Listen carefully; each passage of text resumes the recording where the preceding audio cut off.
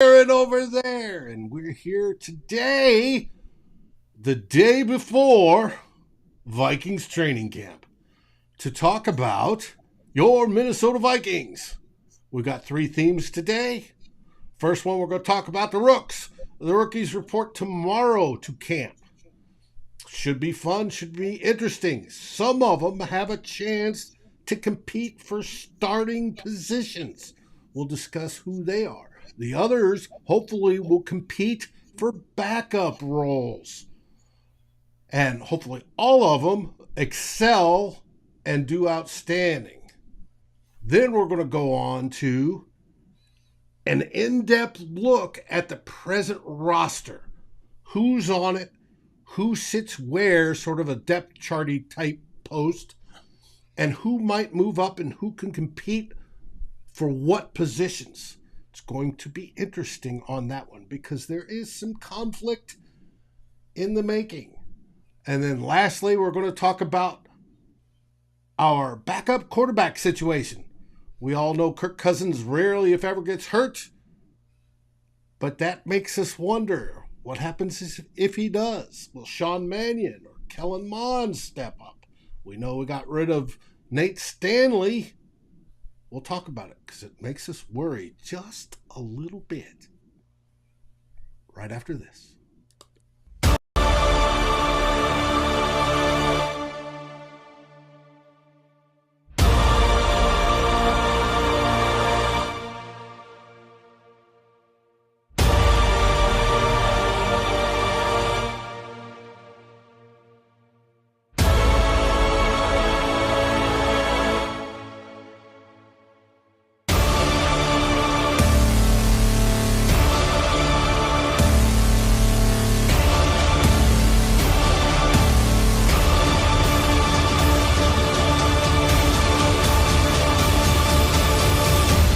Climb in the Pocket, Daily Norseman, and Lake Monster Brewing presents Two Old Bloggers.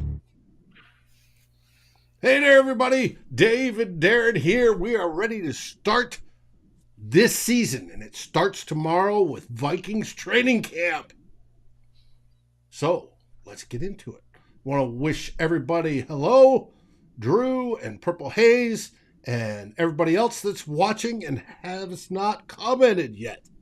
I can see you. Off to this. Let's start this off. The day before Vikings training camp, right?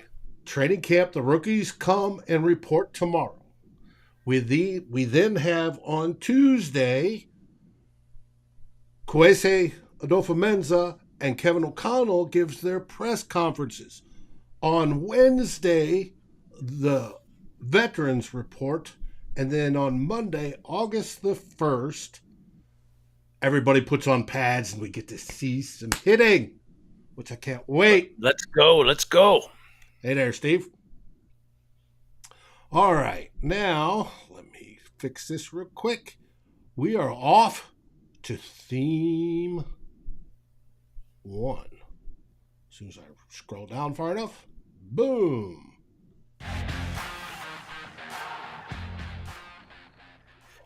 And it's the rookies. Rookies report tomorrow. Here are your drafted rookies. They're in the screen. There's also some undrafted ones that are going to be trying to compete to make the 53. You wanted to talk about this, Darren. Let's start it off. I do, because the Vikings had as usual, a large draft class, but maybe not as large as the past 2 years. But we know that the Vikings have a fairly veteran roster, a bit top heavy, and really when you get these new draftees, you get very excited about the future and what they might present and how they might impact the Vikings roster. But really looking at it like what are the chances that these rookies have of really making the team and maybe being in a starting position. When I look at the Vikings roster, I don't see a ton of real big-time battles at positions, but there are a few. And the rookies do, I think, figure into those three of those that I'd like to highlight.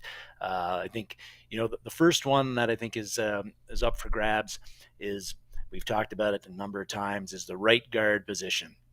Right now, Jesse Davis looks like he's the front runner for that, but Davis is what I would describe as, I think you would too, David, as a journeyman player. Mm-hmm. He's and the Vikings have only signed him to a 1 year, not very, very much of a price tag to him. They don't have a whole lot, I think, committed to him, except for this 1 year. I think, so journeyman kind of offensive lineman brought in free agency. And when he's played, he's not been fantastic. Very poor as a tackle, better when he played as a guard, and right now he is in the starting right guard position. But he looks like the favorite. But I think that you've got to watch out for Ed Ingram, the second-round pick out of LSU here. I believe he still hasn't signed his contract. I don't know. And I believe we read some stuff in the spring workouts that was limiting him. He wasn't taking part in everything because he hadn't signed his contract. I don't know if that's going to, that spring, and maybe some of the lack of the work he got on the field may hold him back a little. We'll see. But keep an eye on Ingram and Jesse Davis. I think that those are the two guys in the mix for the starting right guard position. Davis right now is the front runner, it appears, because he's a veteran. He's been there. He's done that. He's started many games in the NFL. I think the Vikings know what they have with him in the most part, and I think that they feel that his struggles at tackle aren't as big of an issue because they've got him at right guard. We'll see about that. But Ingram is... I wanted to get on, you're talking about unsigned. Booth is also unsigned. Yes. They both are, and our friend of the show, Will Raggets, talked about that this week, a couple days ago, that they're both unsigned. And it looks to be because it's not that they're going to not practice. Most likely they will do some sort of insurance policy, that we'll sign, blah, blah, blah. We'll play until this eventually gets worked out. But the whole purpose why these round 2 players are not signed is over guaranteed money. Everybody knows that there's a rookie pay scale, so everybody's slotted in at their certain spot. There's nothing they can do about it. They're going to get that money range. What the argument over is there was a couple of teams that guaranteed money to some second rounders. I think it's in the CBA that first rounders have to be for X amount of time or whatever. Their contracts are guaranteed. Well, they've done it for some of the second rounders. Well, that's causing some of these second rounders to go, hey, if Team X guarantees for 3 years, right, my salary, I want 3 years guarantee.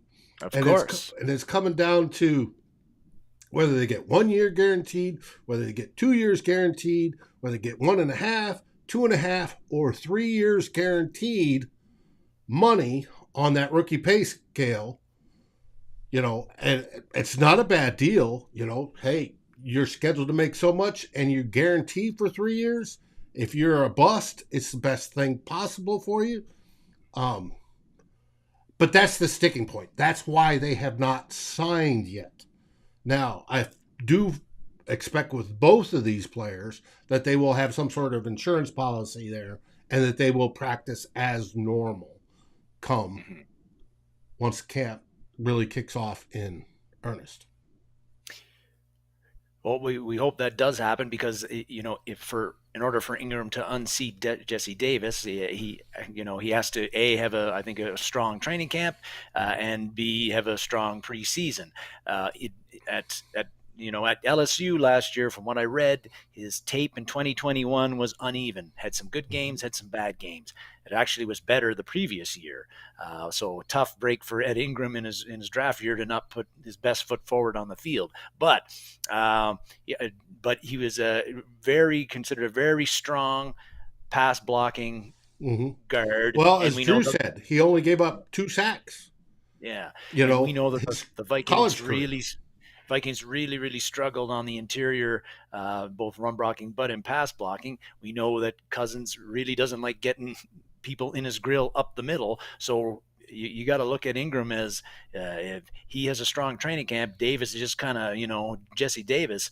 They Mm-hmm. could go with the Rook Dog, looking at, deciding that the future is now, not next year or the year after. So that's one big, I think, training camp battle at right guard where a rookie drafted in the second round, Ken Ingram, is something to watch there. That could be a battle. I think another spot where there's a battle is the third cornerback spot, the nickel spot, where right now I think it's Chan and Sullivan was assumed when he got signed that he would be the nickel guy, but his grades, PFF grades, were not very good. Yeah. And I confirmed this morning. I reached out to a buddy of mine, Matthew Collar, and I said, "Who is taking time with the ones when it comes to nickel?" Right? Because this does not impress me whatsoever. And he goes, "It's No. Chandler Sullivan." And I'm like, "Bah." Chandler Sullivan's been in the league 4 years. He's only had one good year, and that was 2019. So hopefully they can bring him back to that. But everybody can see there, that is not good. You need to be, 60s average in PFF. You want to be at 70 to be average in, compared to your compadres. And when you're scoring in the 50s, that's not even close. And why they have him running with the ones, I don't know. We talked about other free agent draft choice or free agent signing, Nate Hairston. You can see his grades there. They are better. But he got hurt last year, and he's not running with the ones. And I figured he would have a better chance because he came with Ed Donatel. But no, it's Chandon Sullivan.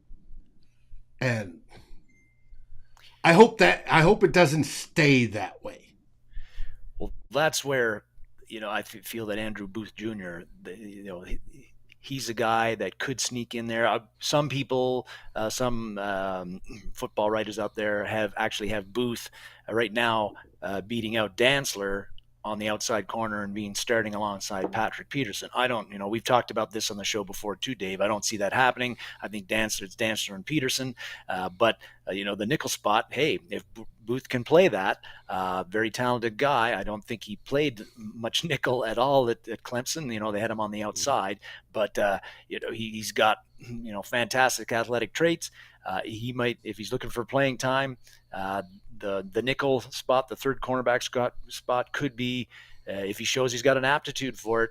Mm-hmm. And Chandon Sullivan is Chandon Sullivan. Mm-hmm. Even though he played last year he got a significant amount of snaps on a 13-3 team that won the division. But again, the grades say he's not that good. And so I think that's something to watch. If Sullivan struggles, Booth really shines in training camp and again in preseason, then I don't see, again, Sullivan is signed for 1 year. I think at one point, just over 1 million. He's only guaranteed $650,000. They've got 1 year invested in him, not much cash.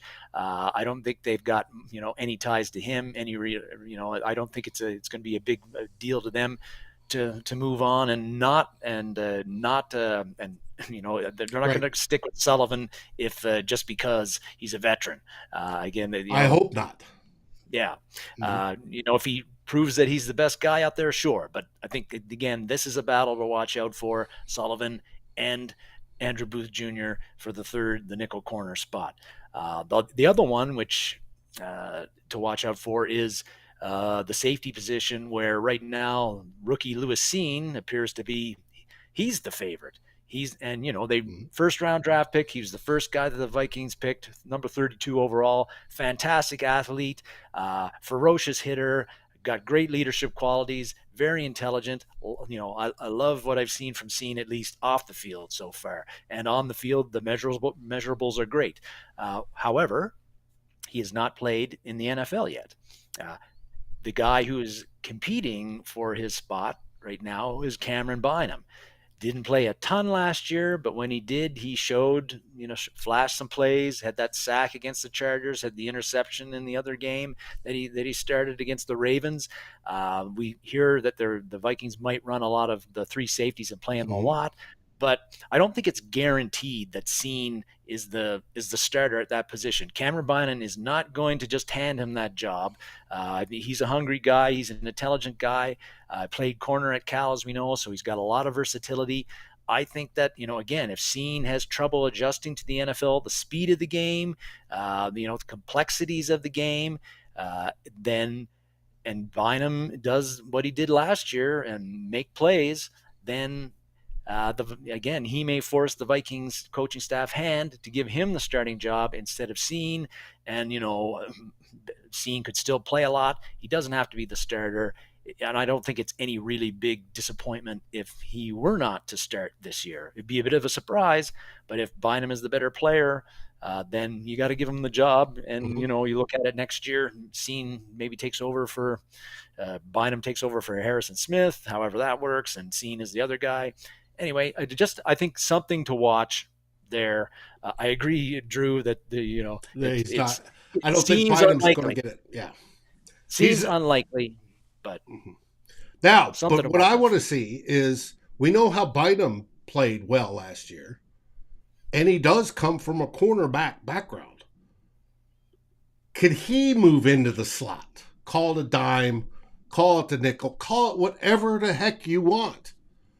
But are you going to get more production if you move, say, Bynum into the slot or Cine into the slot and Bynum back there, where you have all three safeties out on the field, right? Get more production than if you had Sullivan at the nickel position in the slot, or Hairston, or Booth, or Dantzler, or whoever you want to pick. If you move one of these guys into the slot, I think that's Dave's opinion. We're going to have to wait and see what Ed Donatel does. If they move him in, you get greater production and greater, defensive back across the board. It's a stronger unit. Will it happen? It's up to Ed Donatel. So I hope so. Indeed, yes. But again, they've talked about getting all three of them on the field. I don't think you're going to have three guys playing safeties. Right. So one of them is going to be chasing around, a third or fourth wide receiver somewhere. I would think that Bynum, Cine did that at Georgia, and I think that, of course, Bynum, as you say, corner in the past, so he's been there, done that at Cal, not at the pro level, but if you don't have him on the outside on an island, because one of the issues with him at Cal was that he wasn't that fast. That's why they were putting him back into the safety position. But maybe closer to the line of scrimmage in the slot kind of role, maybe that's not a big of an issue. I don't know. But yeah, like I said, it's going to be fascinating to see how they kind of work that three safety thing. If they feel that they've got to have Bynum on the field, maybe that means that, like Chandon Sullivan is not your nickel guy. Cameron Bynum is, or sometimes Cameron Bynum is. Right. Or Cine, or however they want to arrange the puzzle pieces to make it work so they get maximum defensive production out of it. Lauren, defense has some worrisome spots. We're going to get into that in our next segment as we go into a deep dive into the depth chart. And Viking Jerome, yes, I like my t-shirt too. It makes sense. This team makes us all drink. Just ask Ted. On to theme 2.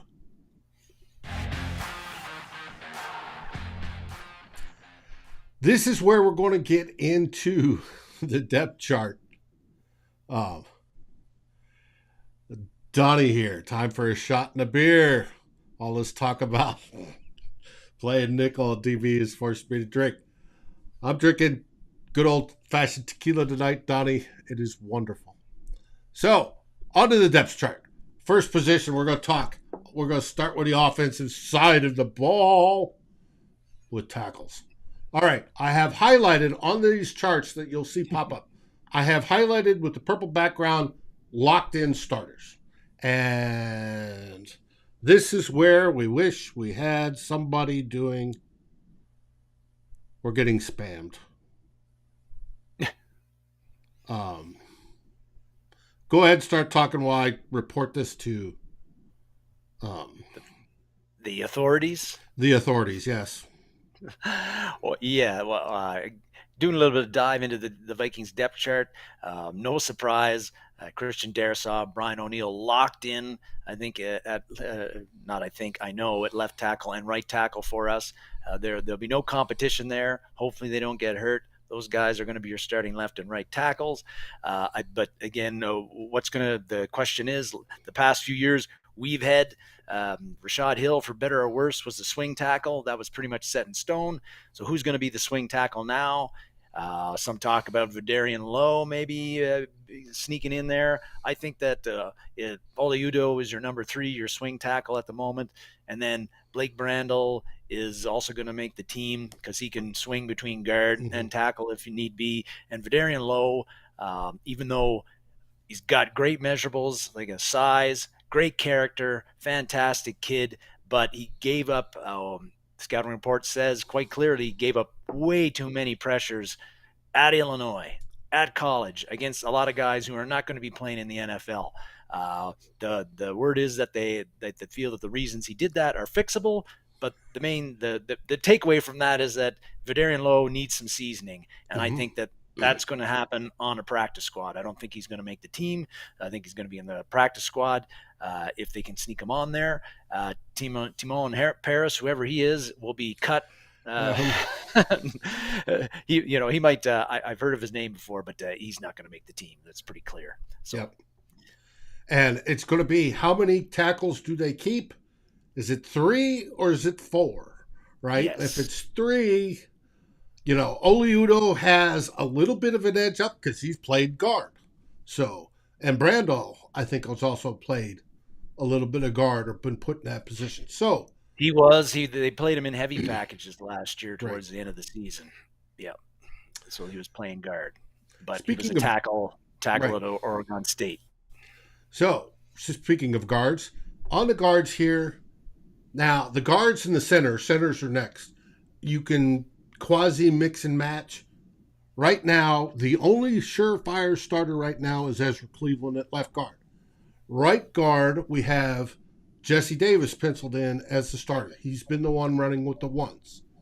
Like we said in the first segment, Ed Ingram hopefully will win that position. I hope he does. You have Austin Schlottman, and you have the one and only Wyatt Davis. Yeah, again, we talked about Davis Ingram. I think that's a good training camp preseason battle to watch. I am really hoping that Ingram shines and can take it from Davis because, again, Davis is a journeyman. We know what he is. He's not great. The Vikings have gone way too long with not great at the guard position on offensive line. Time to get some guys in there who actually excel. And I'm hoping Ed Ingram is that guy. I know who won't be that guy, and that's going to be Austin Schlottman. But I think that he does have versatility, can play a little bit of center. They might look at him as being a guy who could be left guard or right guard if one of the starters gets hurt there. I am not really, but I don't know. And Chris Cooper had coached him over in Denver, so has something to think about there. But I don't. I think Schlottman makes the team somehow because of his familiarity with his and again his versatility. Wyatt Davis doesn't appear to be in the Vikings' plans this year. Not mentioned. Not running with the 1s or 2s. It appears in the spring. He's going to get cut, I think, and that'll be quite disappointing because I think a lot of us had high hopes for him and considering his college resume, but don't know what's up with Wyatt Davis. I can't be, I don't know whether he just doesn't like football anymore. He's not working hard enough at it. We heard he went to training offensive line school again in the spring, but unless he really shows out and kicks ass in the preseason, he is not going to be on the Vikings. I agree with you wholeheartedly. Sorry for the spam, folks. I don't have a dedicated person that's monitoring that, so I've got to do it myself. And it is what it is. I try to block it and send reports to the Facebook authorities, and we'll see what happens. Centers. Right now we have Garrett Bradberry, who seems to be clearly the starter, as much as we may not like that. So maybe you'll change our minds this year, David. I don't know. Hopefully that's the case. He is no longer the smallest center in the league. And you have Chris Reed. Chris Reed, I put over this pile at center because he had talked about he wanted a chance to win the starting center position. Vikings said yes. And then Josh Sokol, who is a rookie that they picked up, who is a center and will also compete for that. Most likely, I think Josh makes the practice squad. Yeah, that's a Sokol. It would, I think, not going to make the team, but certainly a practice squad candidate because he'd be a center that you could bring up in case somebody gets hurt. I really feel that Chris Reed. We initially when he got signed, we were like, okay, great, another guy. He's slightly better than Jesse Davis. Maybe he can get the right guard position over Davis. Now apparently he's in the position to be in the running to be the backup center. But again, he's a guy that, if something happens at the guards position, somebody gets hurt. I've seen some depth charts. ESPN actually has him at as the backup at left guard to Ezra Cleveland. We'll see about that one. They also have Wyatt Davis there as a backup to Ezra Cleveland. But Reed's going to make the squad, obviously, and he'll be one of those versatile guys that can play guard or center if he has to. If Bradberry struggles, then I suspect that Reed would be the guy that'll go in and replace him, just like Mason Cole did last year in the middle of the season. And Ruby is throwing down some pretty good jokes there. I just wanted to acknowledge that. Yes, he is. Tristan, where did you see that Ingram and Booth just signed? Out of curiosity. That's good if they did. It is good if they did. And then it takes all that stuff out of the way, and we're good to go. Then, continuing on the offensive line, moving into the more skilled positions, we have the tight ends. Yeah, this is another spot where there's not a whole lot of intrigue. I don't think David or Smith is tight end number one. Johnny Munt is tight end number two. The battle is going to be who's going to be tight end number three that the Vikings keep. Ben Ellefson is nothing special, but he's there. I think Davidson is in a tough spot because he's really not, unless he's gained about 700 pounds. He's he's not going to give you anything blocking. He's strictly a wide receiver, kind of one of the newer Travis Kelce type guys, right? Where he's basically a big wide receiver. And he couldn't catch last year. So we'll see. I think Nick, the guy to watch is Nick Muse, the 7th round draft pick. Not a bad pass catcher, big dude, can block. I think the third tight end is going to be up between Ellison and Muse. And I actually think Muse is going to be the guy that takes that job. And that you'll see Davidson, Ellison will get cut. Davidson might be a practice squad candidate. The only way Davidson sticks on the team is he just balls out in preseason and catches, is just makes a name for himself. Forces the Vikings to keep him. But right now, I see him getting cut completely, not making the team. Answer to Lauren, yes, I do believe Bradberry is reported he's put on some weight. Tristan, no, as of this broadcast, there was no word on the signing of both of those players. That's why we brought it up.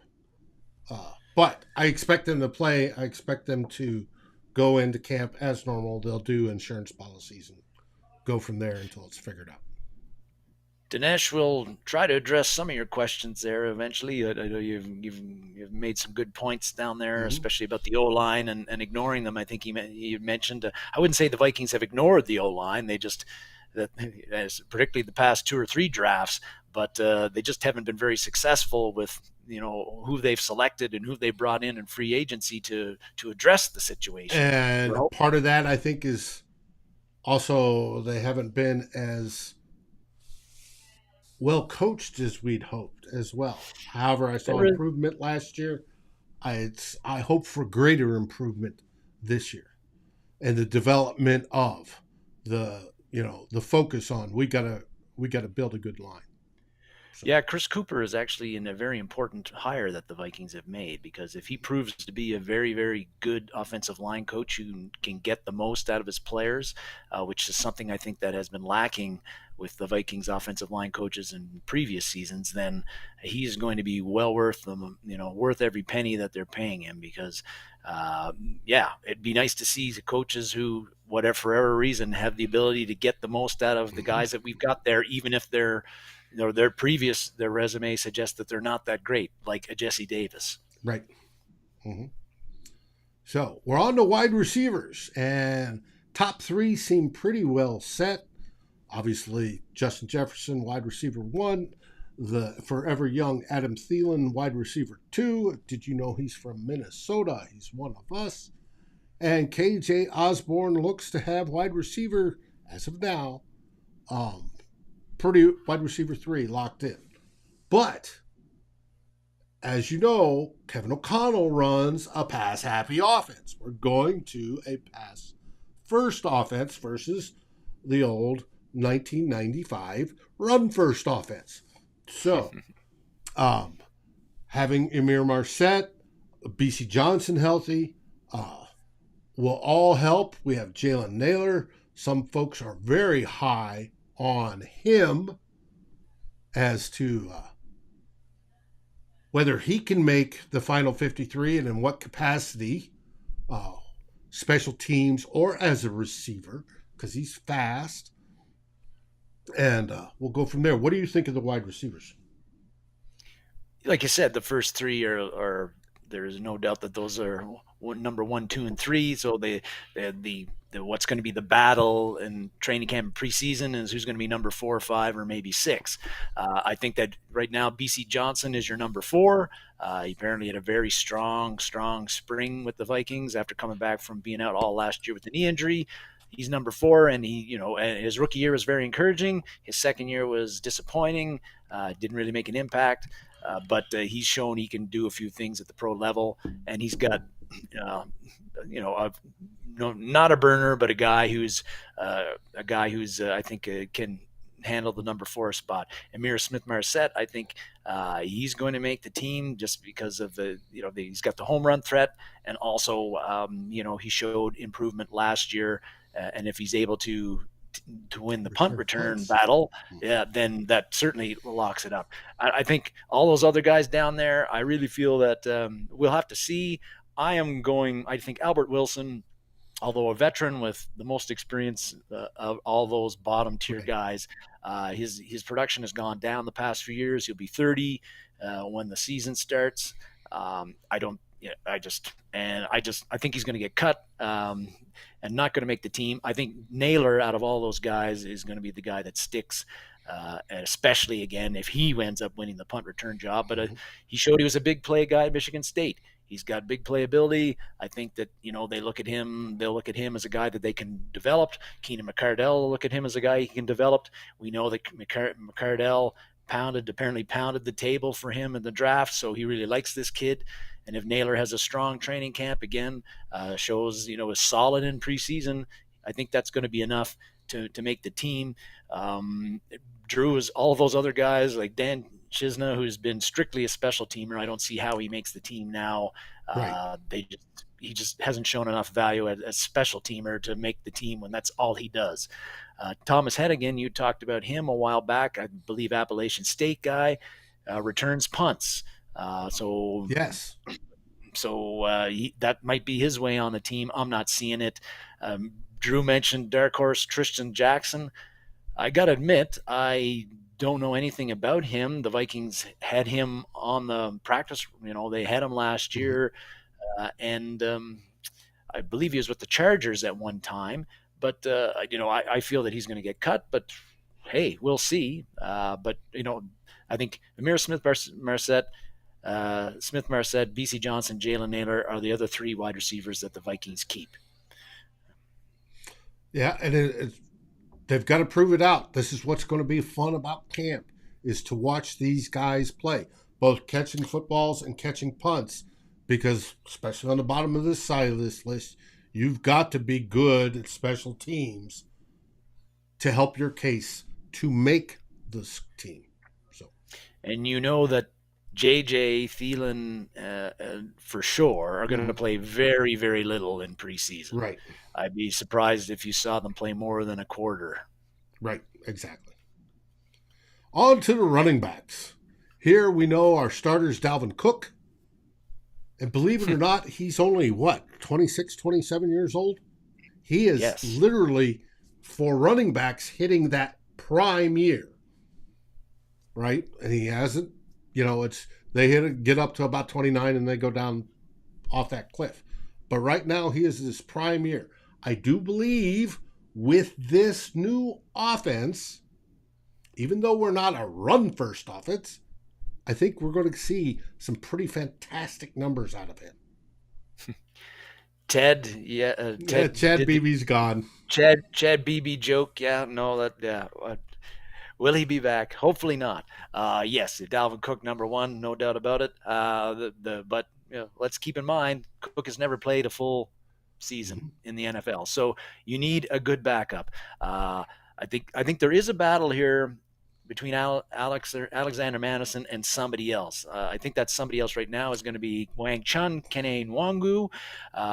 Like Madison is your solid, steady, meat and potatoes, no frills backup. You know what you're going to get with him. I like him, although he wasn't as effective last year, I felt, as he had been in previous years.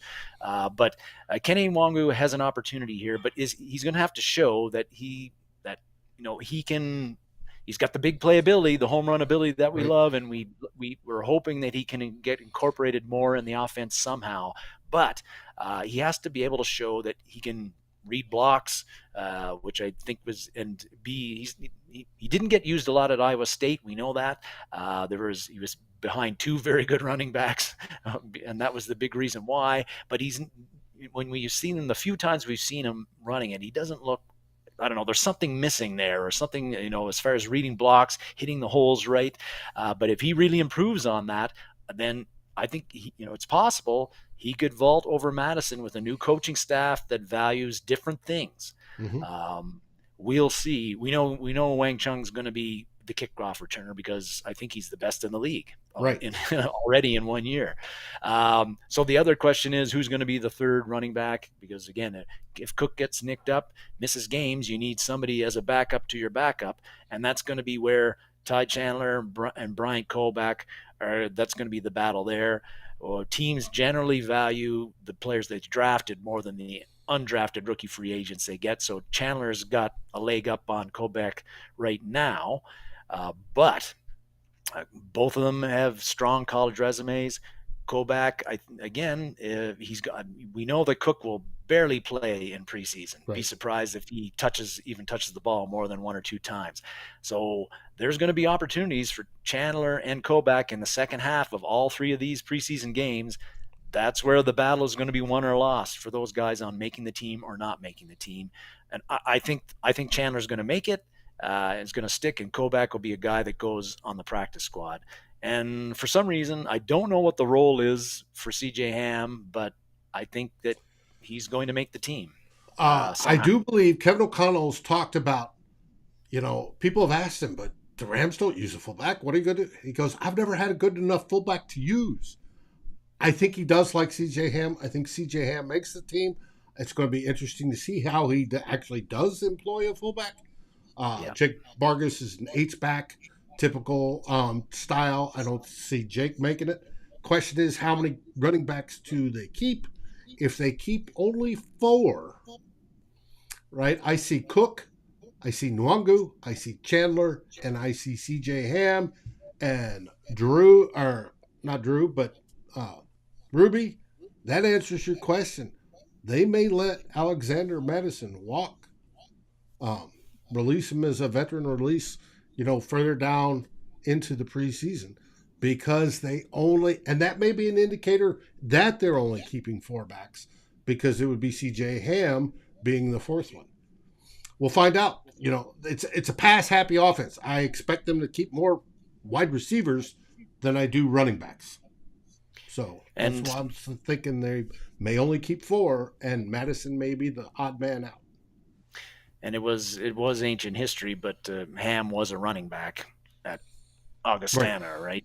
And he actually, in his first preseason with the Vikings, he played at running back and was actually one of the preseason kind of stars. But he transitioned to fullback, and does a very good job at that. But yeah, just something to keep in mind. Mm-hmm. And from that, we move on to the QB depth chart. We'll talk about this one. We'll talk about this one a little later, but and our third theme. But this one's pretty much cemented in so far. We've got 3 on the roster. We have the ghost of Nate Stanley there below, but it's Kirk Cousins, and then who are we going to talk about being the actual backup QB if Kirk gets hurt? Who's going to be the one that comes into the games? Right now, Sean Mannion's number 2, Kellen Mond's number 3, and we look forward to seeing if Kevin O'Connell is the QB whisperer that we've all heard, and that he's going to make Kirk Cousins absolutely fantastic, give him a Hall of Fame run in one season, and if he goes down, what can he do with Mannion and Mond? But that wraps up the offense. You want to get into the quarterbacks in theme 3, so we'll hold off on that. Yeah, I wouldn't have anything to add about the quarterbacks anyway, Dave. Really, like you said, Cousins is number 1, and then really the question is it Mond or Mannion who's going to be your backup? And we'll talk a bit about that. Interior defensive line.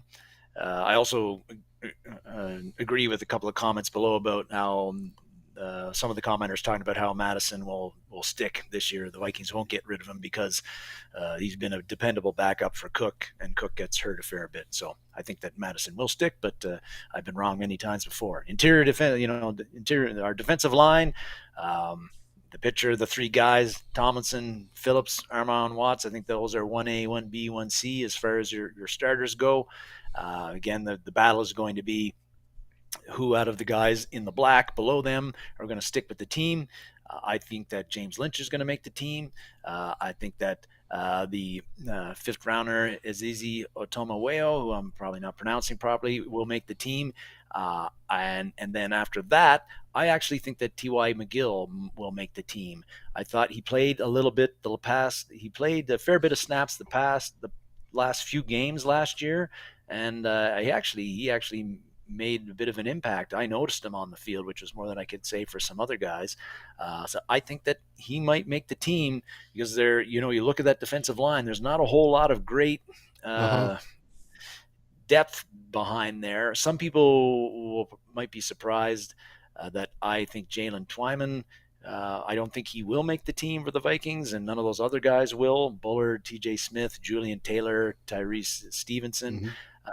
The reason I know Twyman, we were, when he got drafted last year in the 6th round, I was very interested to see what he would do.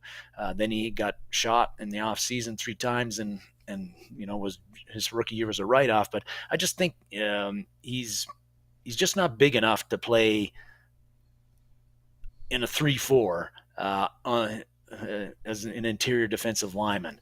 I think he'd be a better fit in a 4-3.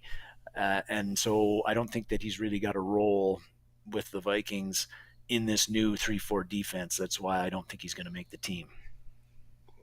I don't disagree. It's going to be who makes the backup spots. I agree with you. Lynch, Otomoyo, I suspect. And but now we're up to $60 for me to light my beard on fire. The answer is no. I've been growing it out so I can wear the Viking beads at some point in time here in the next season that my number 1 daughter gave me for Christmas. I'm not going to set it on fire there, Ted. I hope I am We're now wrong up to about $100. that. Yeah, Oh you add a boy. couple zeros to that, folks. I might consider it, but um, Yes. ooh, that went wrong. Now, outside linebackers. The Vikings have renamed the positions. We have interior defensive linemen, which is nose tackle and defensive ends in the present configuration. And your old style and the 4-3 defensive ends are now considered outside linebackers. What I find interesting about that is when it comes to contract negotiations, defensive ends get paid more than outside linebackers do. So it's going to be interesting how that works its way out, but we're not to that point yet. Um, for facial reconstruction. Yeah, you got that right. Thanks, Lauren. I appreciate it. Um, the first two, the starters, left and right, are a lock. Zadarius Smith and Danielle Hunter. If they can stay healthy, this is going to be the best edge rushing duo in the league, bar none. It's who comes after them that makes this interesting. Yeah, I think DJ Wanham's going to be the guy that gives them a blow during the games. As long as he shows he's got an aptitude for playing in a stand-up linebacker role. But he'd be my favorite as your number two guy, with 1A and 1B being Zadarius Smith and Danielle Hunter. And then after that, I think Patrick Jones, the second, third, Well, I think whatever he he's the is. third. I think I Yeah, missed on one of those ones. He's yeah. the third. And Janarius Robinson are going to be the two other guys that make it. Mincy, Mm-hmm. as he made the team made the Broncos last year as an undrafted rookie free agent, played under Ed Donatel. So it's quite possible that if he has a strong preseason, Donatel knows him well. I'm clearly brought him in because of his familiarity with him and liked him as a player. Maybe he takes Janarius Robinson's spot. Mm-hmm. And sneaks in there. I think Luigi Villain had a very good year at Wake Forest last year, but he's got a lot of holes in his game. So he won't make the team, but He'll make I the think he will be. practice He'll squad. make the practice squad as well. And Zach McLeod, depending on how many linebackers they want to keep, he might also be a practice squad candidate, but certainly not. I don't see him making the team. Mm-hmm. Now it's off to the inside linebackers, the interior linebackers. Here again, the first top two are set. Eric Kendricks and Jordan Hicks. Thank you, Purple Yep. Pocket. Indeed, they're set. I think that Brian Asamoah is going to be the other guy, the third guy. Really intrigued to see how they use him because he's a unique player, as we know, not the biggest kid. Kind of, quite similar as far as build and the way he played his game, I think, as Chaz Surratt. But anyhow, I think Asamoah is your number three guy there. I think Blake Lynch has a good shot of making the team. He showed more playmaking ability when he played last year than Troy Dye. We'll see how many inside linebackers they have, but I think that I'm not sure if Dye makes the team. He's been on it for 2 years. Doesn't really, he's not an interior linebacker really. He's a tall, thin. He's a weird, got a weird build he's for a a hybrid linebacker. sort of. Yeah. And so I don't think he makes the team. I think Chaz Surratt's dead man walking. He ain't going to make the team unless he completely blows up in preseason and makes all kinds of the plays that he made in North Carolina at the pro level.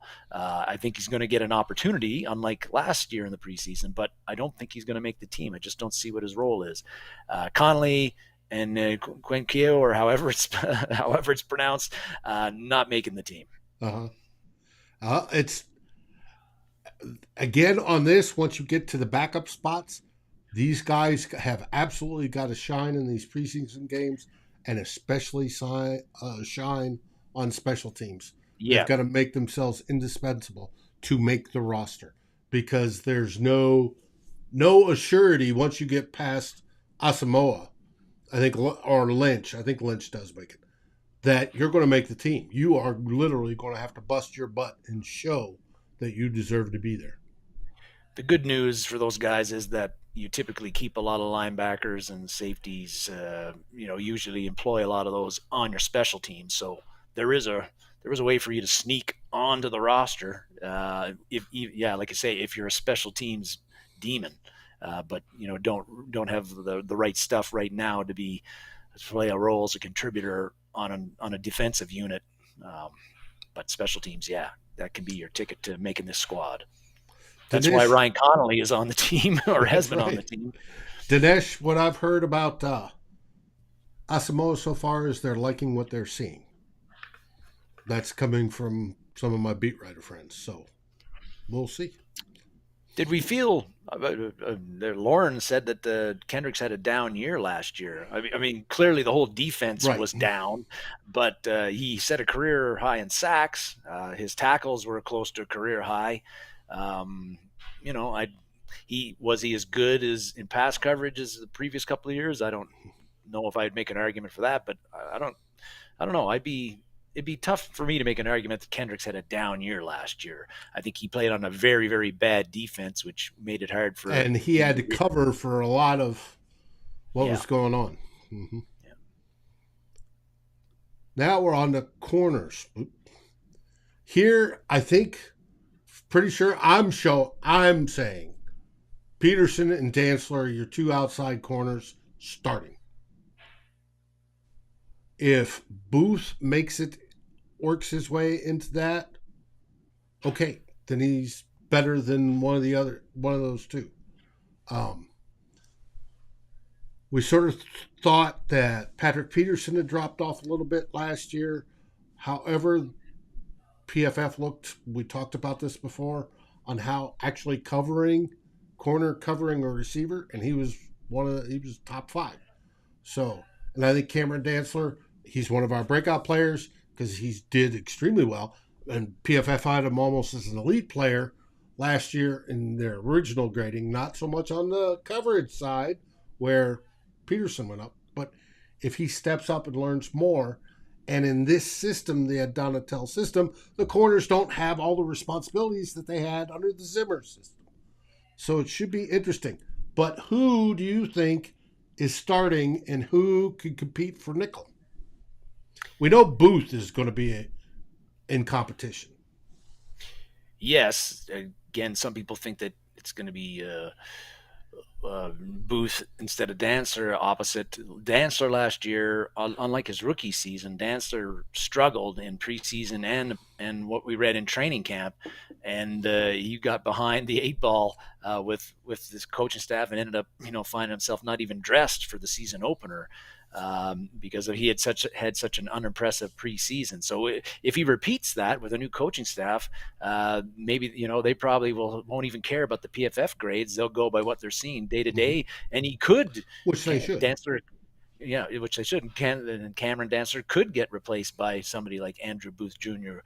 I don't see it happening though, but I think again the nickel spot, like we talked about, is it going to be Sullivan or is Andrew Booth Jr. going to sneak in there and take that from Sullivan and move Sullivan down. Sullivan's certainly making the team. Andrew Booth Jr. certainly making the team. And I think Caleb Evans, who I can't see the Vikings not keeping a 4th rounder that I believe they traded up to get. Right. He's going to make the team.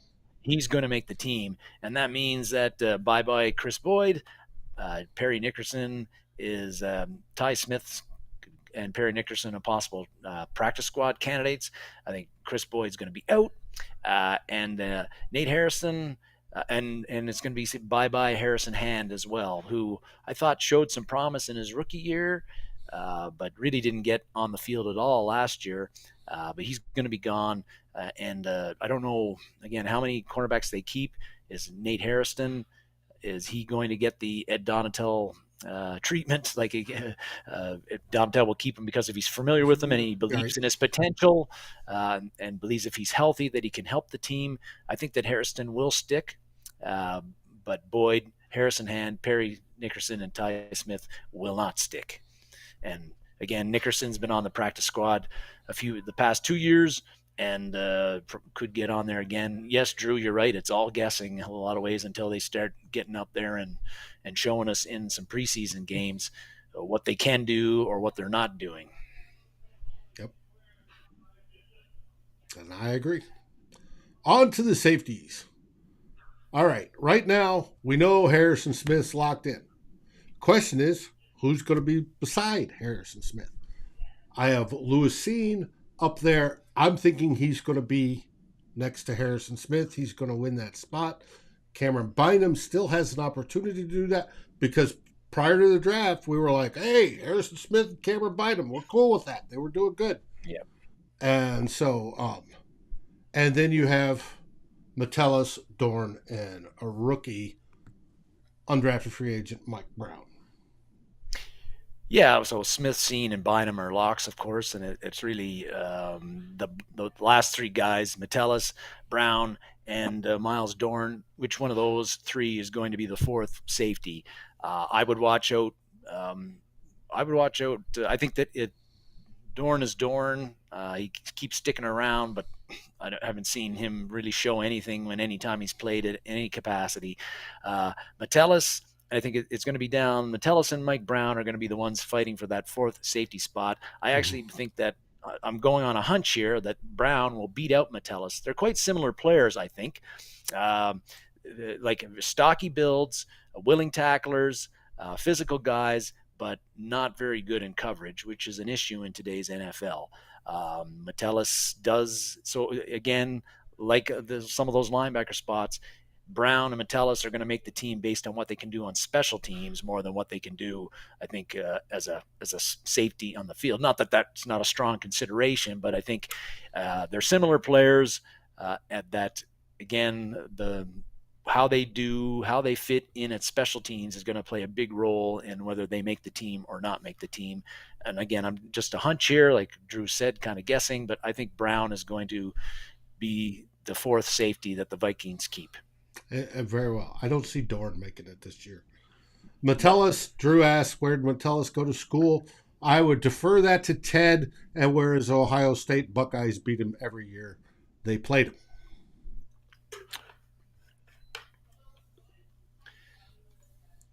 Yes, Ty. He's from Michigan.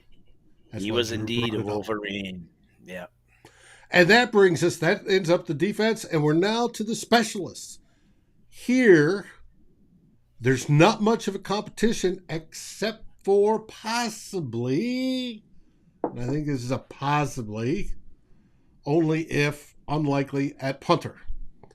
Greg Joseph is your kicker. He won that weeks ago.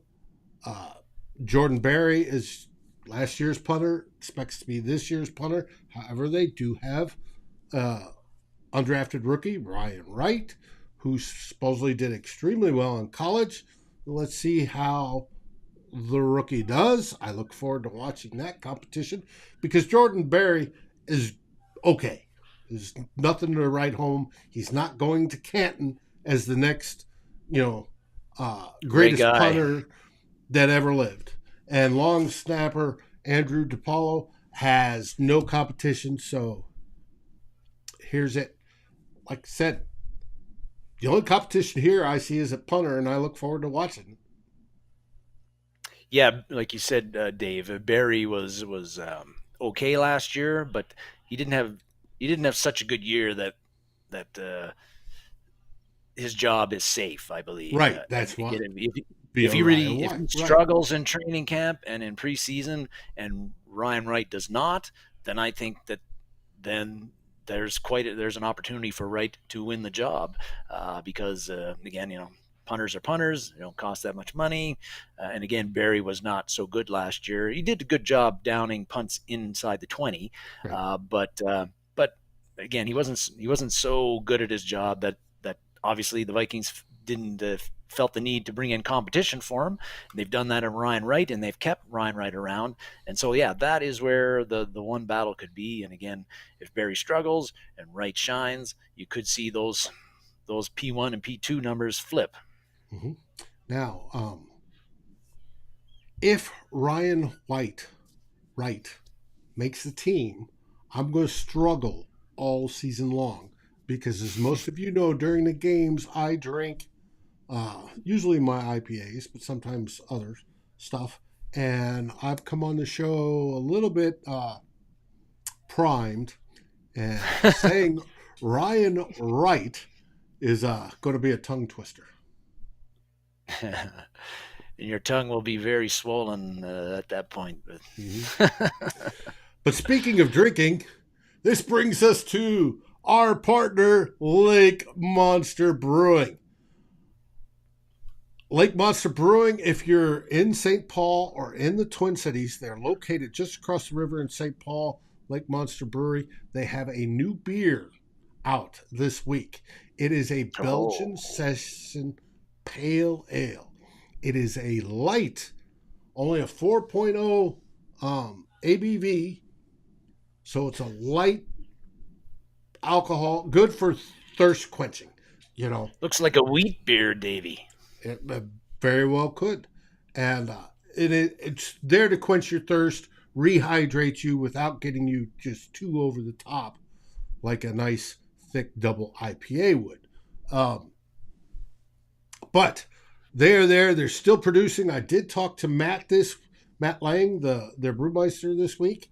We talked about if they've ever done, or if anybody's done, a wild rice ale, and yes, in fact, they have. They might bring it back. And also reminded him, we talked about Oktoberfests, and he goes, "Thanks, Dave, for reminding me. I need to start a batch." So we can come up at the end of September. There will be an Oktoberfest, thanks to me reminding Matt that it needs to be done. So when it comes to good beer, if you're in the mood, good, on location, they have food trucks there, good food, good company, and great beer. I suggest Lake Monster Brewing in St. Paul. And now on to Theme 3.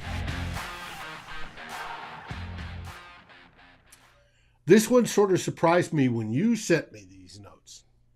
You want to talk about Nate Stanley, who's no longer on the team. Yeah, I don't think I've ever talked about Stanley on the show. I had no pictures of him. I had done no artwork, no graphics, no nothing ever on Nate Stanley. Well, there's a first time for everything, I guess. Yes, there is. Yeah, I did want to talk about briefly about, not so much talk about Nate Stanley, but the huge news that he got cut earlier this week from the Vikings, the number 4 quarterback on the Vikings. And I wanted to talk about it because we talked a few months ago a few times actually, about the Kellen Mond situation. Mm-hmm.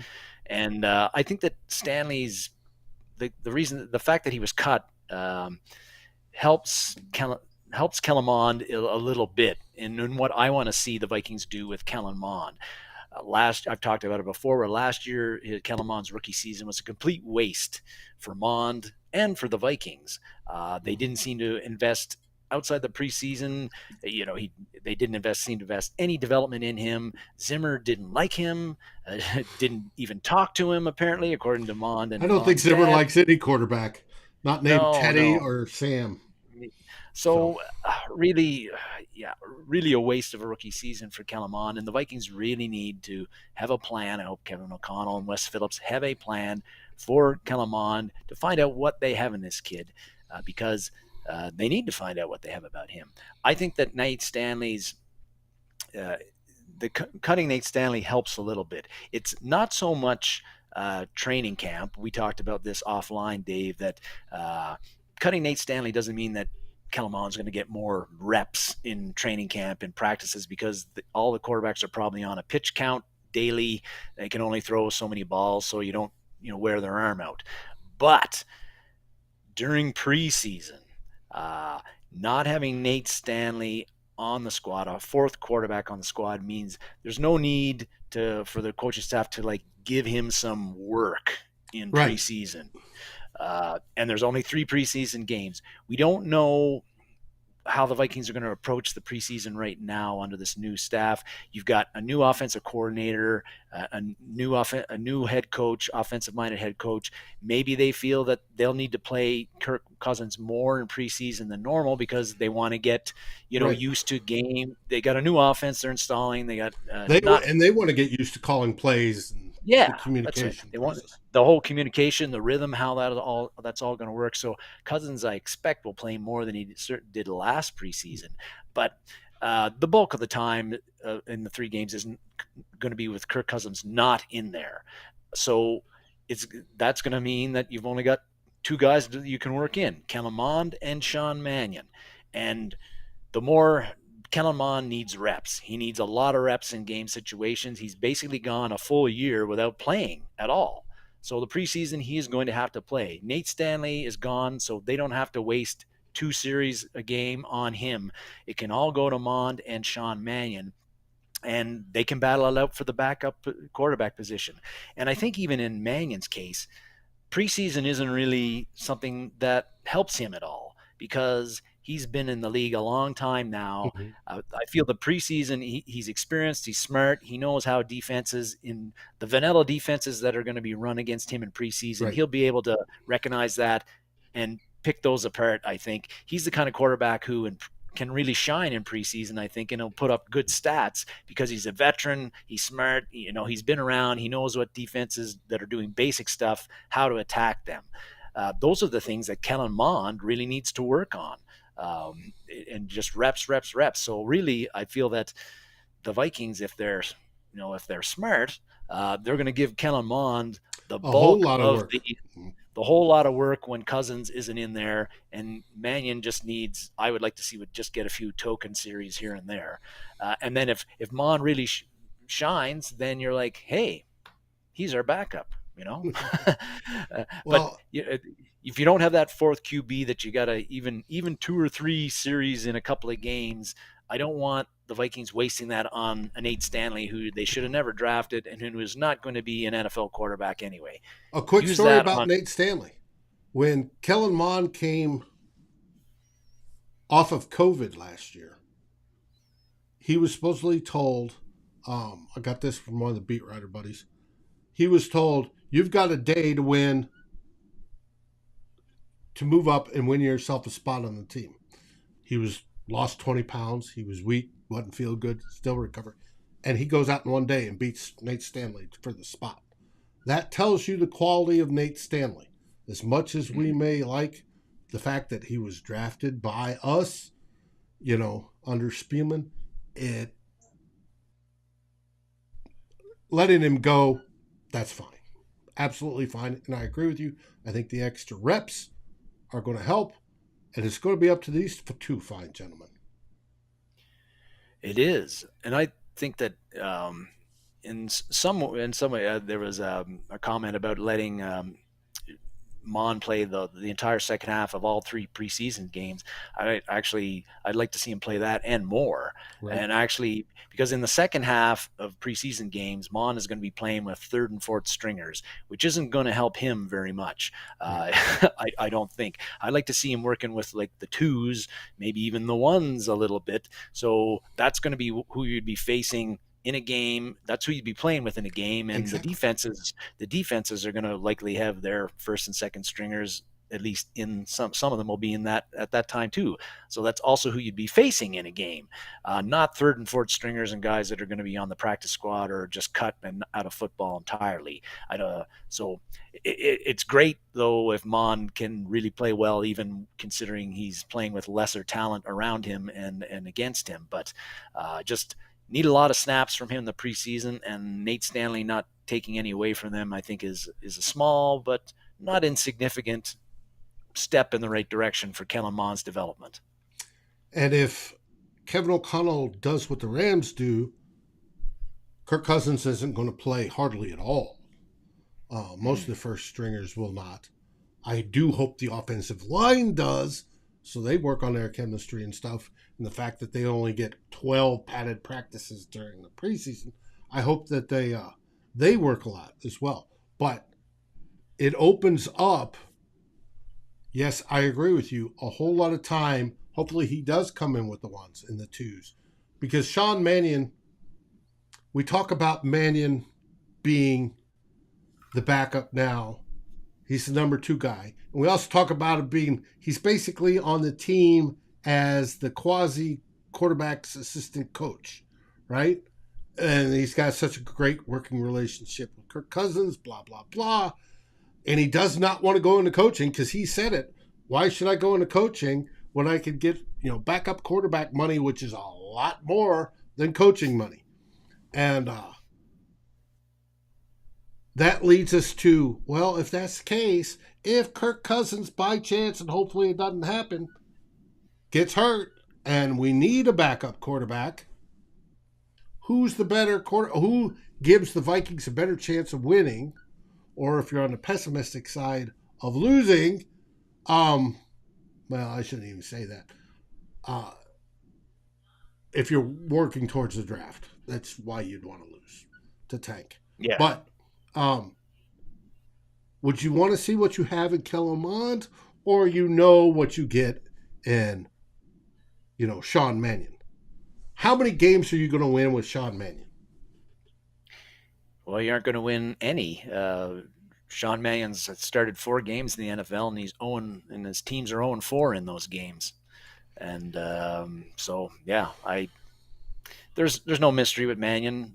He's not a very good quarterback. For some reason, we've had him as a backup a few seasons now, and the Rams had him as a backup before that. But hey, I guess there is some value to being having a good relationship with the starting quarterback and being like a second coach to him, but it doesn't help you very much when that quarterback can't play, as we found out against Green Bay last year, and then your backup quarterback goes in there and he's overmatched, and you've got no shot at winning, even if your shot at winning with Cousins was not all that great to begin with. I looked at the box score for that game in preparation for this show. That was disgusting. It wasn't pretty, yeah. Nope. And it went just about as most of us expected it would go, too. Yeah. So, to close it up, this guy's got to get as many reps, I think. He's got to play. Kirk Cousins does not. Kirk Cousins, they'll be in there for, a drive, 2 drives, maybe a quarter to work on all the stuff that they need to.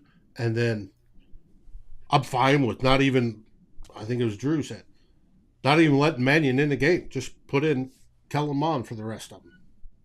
Rest of that time. In each of those games, let him play. That's what I would like to see, yes. Mm-hmm. So, this is a good question by Dinesh.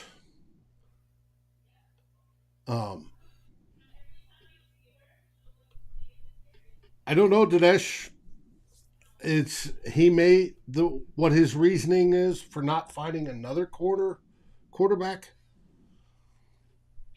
They may be playing it out this year with Kirk Cousins. That's partially owner driven, and then they may be looking to that great draft in 2023, where they may make a move for one of those quarterbacks. I don't know the thinking behind that. That's my only assumption, knowing that they didn't go anywhere this year on that. One shot from Sackles. Yes, Drew, I hope for many, many, many Sackles this season to call from our Zadarius Smith and Danielle Hunter and even the big fat boys in the middle. I want to see Sackles, and more Sackles. If those 2 boys are healthy, Smith and Hunter, there will be a few Sackles. Oh, I can guarantee it. Oh, yes. 200 pressures. Yeah. 18 or so Sackles per season for both of them. Oh, yeah. It's going to be a fun season. That's it. That's the whole show. We ran a little bit long, but we knew we anticipated that we would. I hope this helped everybody that was watching. I do want to thank everybody that joined us. We have stayed steady the whole show with total viewerships. I appreciate everybody that's joined us. Drew, Dinesh, Ty, even Mr. Smiles, Lauren, right? Tristan, Ruby, Ted, Purple Haze. Everybody, you've been great. We've appreciated it. And you guys are absolutely awesome. Any last words before I wrap up with what's going to be happening this week on Climbing the Pocket? Just that with the training camp opening, we're finally sort of there, David, like to getting football back, Minnesota Viking football back, NFL football back that we can watch and enjoy. And so this is a great time of the year for me as a fan because there's no pressure, but we know that football is coming. And I even look forward to the exhibition games because I'm always just so interested to see particularly what the rookies are going to do, who's going to show up, and how they're all going to make, how they're going to fit into the team, what their roles potentially be. So it's a fun time of the year, and always I think always an optimistic time of the year too. And Ruby's asking for an A. I know, yeah, but I don't say A a lot, Ruby. I don't think I do. If you're wanting to get into some Vikings history while we wait for everything to get going, like I said, pads don't come on until August 1st. We'll start to get news coming out of camp this week, especially with the conferences on Tuesday. Check out Luke Braun. He does Locked On Vikings. He is doing a historic whole documentary. I think it's 7 parts. The first part came out, the pre-part, where he talks about prior to the Vikings and how Minnesota is important to football. It is now on YouTube. Just look up Luke Braun. You should find it. Friend of the show, friend of mine. He's the one that got me into all the video portion of this. I appreciate him very much for that. Now, climb in the pocket. We've got guys talking about coming back and doing shows. Yay, finally. This week, expect a Vikings happy hour. We may have a Vikings hot take on Thursday if there's enough news. I suspect there will be.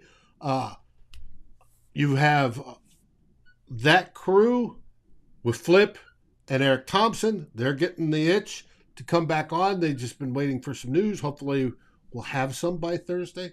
Like I said, Matt Anderson and Ryan will be here on Wednesday. Tuesday's up in the air and not likely. Monday, we will have Tyler Fornes with the real Forno as usual. So we're ramping up, and we will get into our full season production mode where it's 5 to 7 shows a week.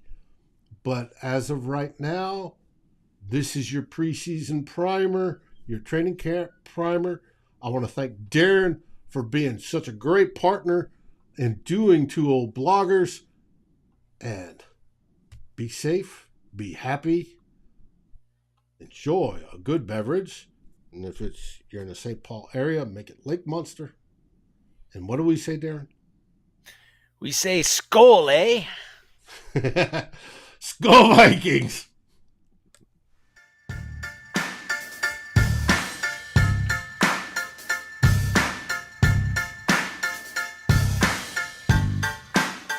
Thanks for watching. Like, subscribe, and ring the bell, and rate us on your favorite aggregator. And a special shout out goes to our partners, The Daily Norseman, where the best Vikings content can be found, and to Lake Monster Brewing, home of the best beer in Minnesota. Skol, everybody.